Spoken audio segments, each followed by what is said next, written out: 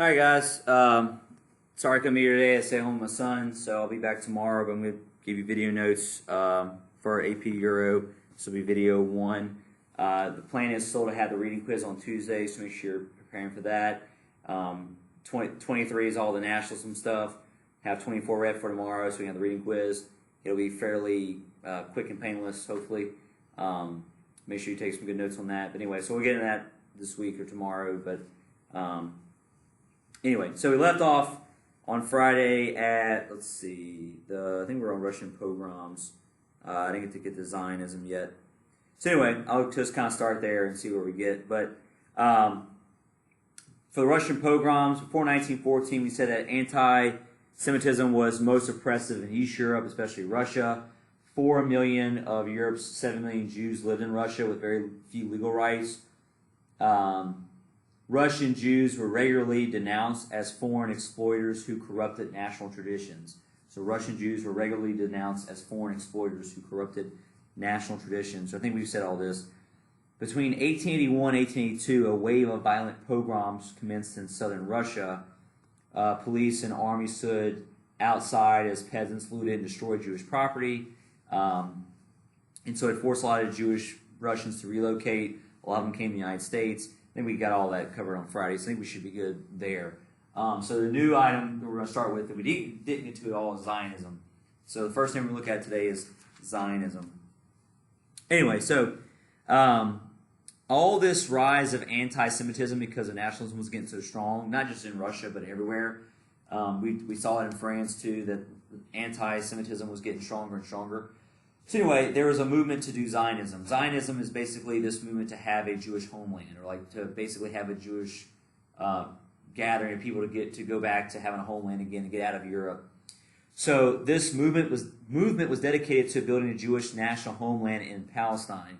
At that time, Palestine was still being run by the Ottoman Empire. Muslims were living there, have been living there for centuries now, since the Roman Empire has fallen. But that's where the traditional Israel state was, and so they want to go back and develop a state somewhere in there.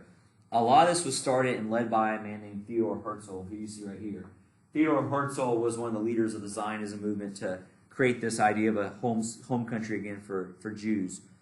So this idea was especially appealing to Russian Jews, if not surprising. So Russian Jews were especially into this idea. Some immigrated to Central and Western Europe or to the U.S. during this time period as well to get away from the persecution. But more and more are migrating away from Europe and migrating to other parts of other parts away to get away from persecution. In fact, at that time, because there wasn't a state yet, a lot of the Muslim folks welcomed the Jews to come live there in Palestine and the Middle East overall in general. So about 2.8 million Jews left Europe between 81 and 1914. So between 1881 and 1914, about 2.8 million Jews left Europe, and a lot of them began to head either towards like the United States or towards like the Middle East. So between 1881 and 1914, 2.8 million Jews left and started to head to these other places. So that's it for this slide with Jewish people facing problems in this time period. We're going to move on now to looking at Marxism and the socialist movement of the late 1800s, kind of what's happening post-Marx whenever he dies and what kind of happens to the movement overall once he's gone. So let's take a look at this. First, we'll look at the Socialist International. The Socialist International, this growing movement of socialism getting bigger and bigger. So the growth of socialist parties after 1871 was phenomenal. So the growth of socialist parties after 1871 was phenomenal. I'm sorry, I'm probably getting a little fast for people who need to write the slide stuff. So the title of the slide is Marxism and the Socialist Movement. And then you have the Socialist International. So Marxism and the Socialist Movement, the Socialist International. The growth of socialist parties after 1871 was phenomenal. We've already talked about the German version of this, the German Socialist Party. Now we're going to look at the Russian Socialist Democratic Party. We talked about the Labour Party in Britain. You had another socialist party developed like in France. Like this is becoming more and more of a common deal. Germans couldn't stop the growth of their SPD, their socialist party. but they did expose the radical Marxism that sought reform of legal politics. So Germans couldn't stop the growth of the SPD, but they did expose radical Marxism. Germans couldn't stop the growth of the SPD. That did expose radical Marxism, but sought reform of legal politics. So Germans couldn't stop the growth of the SPD. That did expose the radical Marxism, but sought reform with legal politics. So again, Germany was not trying to be radical. They weren't trying to be out of control. They weren't trying to be revolution. They just wanted to make things through legal change. By 1912, the German Socialist Party had over 1 million followers, mainly from the working class. And so Russia kind of has a similar party developed too. In 1883, the Russian exiles that were forced out of the country because they were too radical, they formed the Russian Social Democratic Party. So a lot of the forced guys who were forced and exiled out of Russia formed the Russian Socialist Democratic Party. These guys who are radicals, a lot of guys ended up going to live in Switzerland while they were forced out. So the Russian one and the German versions. Sorry. Okay, I found this on the web for 83 Russian exiles. They're ahead they all. All right. Siri's listening to me. Anyway, so German and Russian socialist parties were the strongest. France, Belgium, and Austria-Hungary had some strong socialist parties too. Okay, the First International. So you see here, I don't know if you can see that well, but we have the First International and the Second International. In 1864, Karl Marx helped form the Socialist International Worker Men's Association. So in 1864, Karl Marx, still alive, helped form the Socialist International Working Men's Association, or just commonly called First International, which that's what you can call it. So 1864, Karl Marx helped form the First International. He used its annual international meetings as a means to spread socialist revolution doctrines, because that's what he's pushing. He thinks the only way to make change is through social revolution.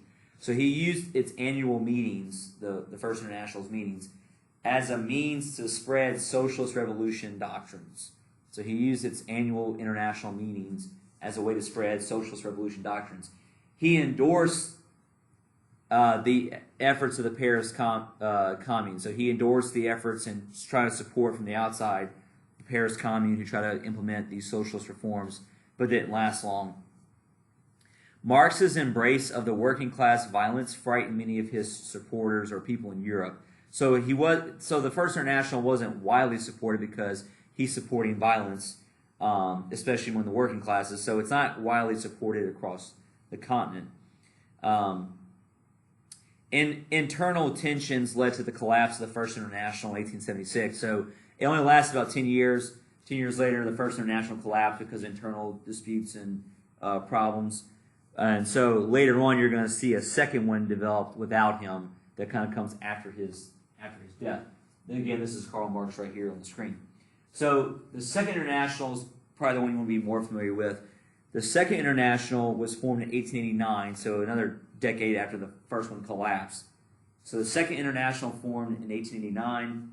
Socialist leaders grew stronger and formed this new group with people from different countries. So this formed in 89. Socialist leaders grew stronger and formed this new group with people from different countries. So this socialist leaders formed this in 89, the Second International, and it grew stronger and formed this new group with people from different countries. This one lasted until 1914. That year, 1914, seems to keep coming up. So this one lasted until 1914. This group has greater psychological impact. So this group, because it's not so big into promoting radicalism or revolution or violence like Marx was in the First International, has greater psychological impact than the first. So anyway, they met every 3 years to interpret Marxist doctrine and plan coordinated action. So they met every 3 years, the Second International, and they basically were trying to interpret the gospel of Karl Marx essentially, and try to plan what they could do more of to make workers' lives better and everything else. They help organize May Day, which is usually the Workers' Rights Day. That's very popular in Europe and also other parts of the world.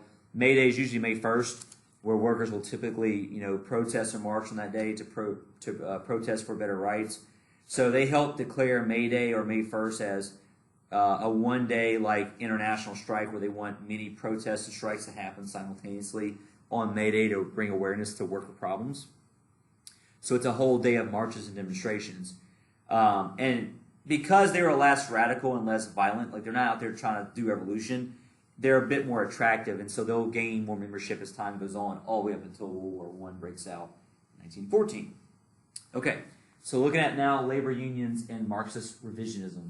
Labor unions and Marxist revisionism.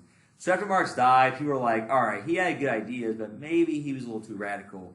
And there's a lot of watering down of Marxist ideology moving forward in the later 1800s and early 1900s. So that's what we're looking at next is labor unions and Marxist revisionism. Okay, as socialist parties grew and attracted members, they looked less and less towards revolution. So as socialist parties grew and attracted more and more members, more just general people, they moved away from revolution and more towards gradual change because they realized they'd probably get more done doing that than through revolution, violence, and killings and overthrow and people. So more groups moved closer and closer towards gradual change and steady improvement for the working class. So they began to shift towards steady improvement for the working class through voting and gradual change. Mainstream European socialism became militantly moderate. So mainstream European socialists became militantly moderate. So mainstream European socialists became militantly moderate. They worked within the system. And so they didn't try to overthrow the government. They worked in the system, try to get laws and reforms passed, and make life better. And, essentially that was their goal. Do it in the system, do it the right way. Kind of like a Bernie Sanders type person who wants to be a democratic socialist, but do everything within the system and push for more liberal changes and reform. So anyway, we'll stop video 1.